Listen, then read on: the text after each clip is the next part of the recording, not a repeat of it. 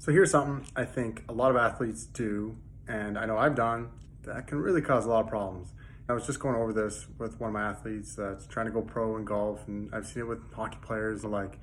And that is when we think we're good at our sport and we get to the next level and achieve our goals, then we're a better person. Right? Just think about like how kind of problematic that can be, where you're like, hey, well, the success in my sport means I'm a successful person.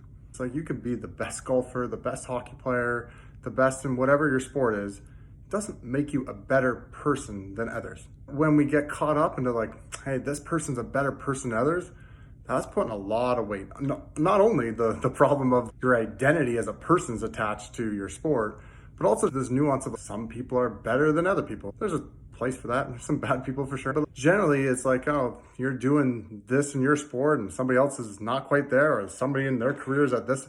It's like judging people on who's better or worse. It's just a game that's going to cause you chaos, stress, and unhealthy comparison. Instead, who you are as a person, you're not better or worse than others. It's just a result. And we don't have to have a fantasy and a nightmare like, oh, it's so awesome if I make it and it's terrible if I don't. That's also not going to help and going to lead to the anxiety of that outside-in approach where the external world dictates how you feel. So, nugget of the day, do not fall into this trap where the success or not success in your sport dictates your success as a person.